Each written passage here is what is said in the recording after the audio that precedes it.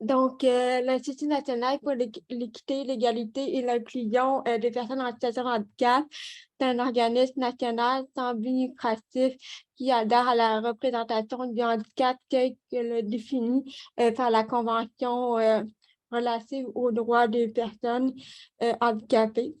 Puis, aussi, on approche du modèle du PPH, donc du modèle humain, processus humain du handicap. Donc, la mission de l'INUPSH, on offre des programmes, des services pour viser l'élimination de toute forme de violence et de discrimination envers les personnes en situation de handicap, de tout âge, de tout genre et de toute origine ethnique-culturelle. Et aussi, on est un institut qui contribue activement à la promotion de l'équité pour atteindre l'égalité et l'inclusion de toutes les personnes en situation de handicap. On a plusieurs programmes, plusieurs services. Donc, c'est sûr que Service Interaidance regroupe beaucoup de services, mais je crois que je vais vous parler seulement de la ligne téléphonique. Les valeurs de l'Institut national, donc, c'est le respect et la dignité, l'égalité des sexes et des genres, la justice sociale et la reconnaissance des droits humains, la solidarité. Puis, on travaille beaucoup de l'autonomisation des personnes en situation de handicap. On vise beaucoup les femmes et les filles également, mais sans oublier les hommes, mais c'est vraiment principalement les femmes qu'on a plus d'expertise. Donc, service Interaidance, c'est quoi? Donc, je vous ai parlé un peu plus tôt, c'est suite en août 2020, donc on est en plein la crise de la COVID-19. Donc, il y avait vraiment, pour répondre à un besoin criant de la population, des personnes qui sont plus vulnérables, donc les personnes en situation de handicap, souvent étaient délaissées, souvent un manque de ressources. Souvent, ils ne savent pas où aller chercher l'information. Donc, notre organisation a mis en place pour répondre à l'appel de projet qu'on a déposé à la Fondation Grand Montréal.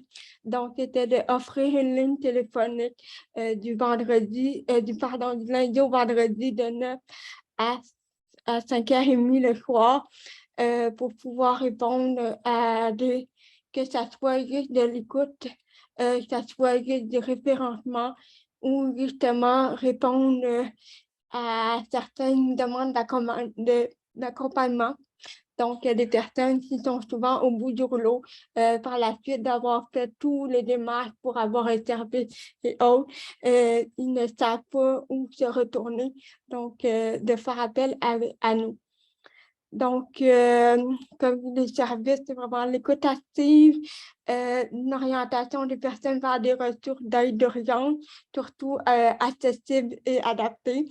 Puis, éventuellement, c'est sûr qu'on n'a pas encore assez de ressources, mais on aimerait bien offrir du soutien psychosocial afin qu'on puisse les accompagner pour les soutenir justement dans leur démarche par la suite aussi. Donc, la ligne, donc, c'est les bénévoles. Nous avons des bénévoles qui tiennent la ligne du lundi au vendredi. Donc, on peut changer de diapositive. Donc, je vais vous parler un peu des engagements de nos bénévoles. Donc, c'est vraiment des bénévoles qui ont décidé de justement se joindre à notre équipe et surtout de se joindre à nos valeurs également. Donc, nous, on s'attend que nos bénévoles intègrent les valeurs intersectionnelles et l'inclusion, voir la participation sociale, qu'ils puissent adhérer à notre code d'éthique également. C'est sûr qu'ils doivent disposer d'un téléphone intelligent ou encore d'un ordinateur pour justement pouvoir prendre les appels à distance de leur domicile et être disposés à faire un corps de bénévolat de 3 heures par semaine. consécutifs pour pouvoir répondre aux appels et de participer à nos formations que nous offrons lors de l'entrevue avec le bénévole également, et aussi d'être disponible pour une rencontre mensuelle entre les bénévoles et la coordination. Donc, c'est sûr que si les bénévoles reçoivent un appel ou quoi que ce soit, ils doivent remplir une fiche d'inscription. Ils doivent aussi cocher justement c'est quoi les besoins pour qu'on puisse monter un dossier pour chaque personne également. Savoir si la personne a le besoin d'un suivi, qu'on fait les procédures par la suite également.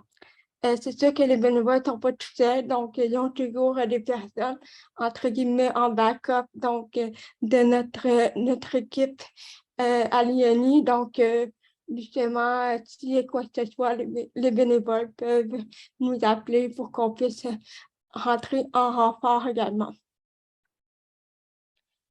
Donc, les formations que nous offrons à nos bénévoles, c'est vraiment le droit humain, le handicap et les mesures de l'accessibilité.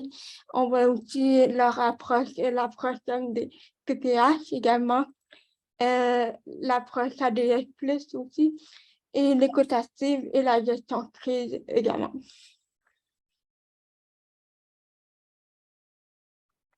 Donc, les autres services que nous offrons aussi également, parce que c'est sûr que oui, on offre la ligne d'écoute, mais aussi il faut travailler avec des organismes qui existent déjà pour pouvoir construire un bottin de ressources, justement pour se référer puis aider à alimenter nos bénévoles pour pouvoir permettre d'offrir un service adéquat également aussi. Donc, on travaille déjà avec les organismes existants, les institutions qui existent aussi pour leur dire qu'on existe et qu'il faut la promotion de leurs services également pour pouvoir être en mesure de répondre aux besoins. Donc, on offre des programmes et des services de soutien, de conseil, de sensibilisation, d'accompagnement, de prévention et de référence également. Surtout, dernièrement, on travaille beaucoup avec les maisons d'hébergement de première et de deuxième étape également. On a d'autres organismes à but non lucratif qui nous appellent pour avoir des formations et aussi comment avoir une meilleure approche avec les clientèles qui sont moins familières de travailler. Et aussi, on essaie d'expérimenter, d'évaluer divers modèles innovateurs également. En lien avec les préventions, l'éducation, l'inclusion qui contribue, l'identification des bonnes pratiques également, puis à s'assurant que la participation des personnes en situation de handicap est aussi prise en compte également. Puis aussi, on essaie d'identifier beaucoup de programmes, vu qu'on est un organisme national et politique, que ça soit inclus aussi, puis que ça existe et qu'il fasse la promotion ici au Québec également. Et de s'assurer de transférer les connaissances en assurant la promotion des droits, des intérêts et des groupes visés également.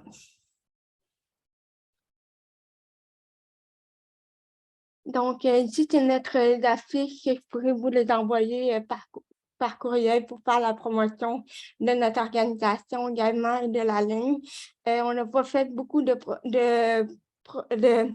publication parce qu'on commence justement, on veut de plus en plus avoir une base solide aussi de bénévoles et tout.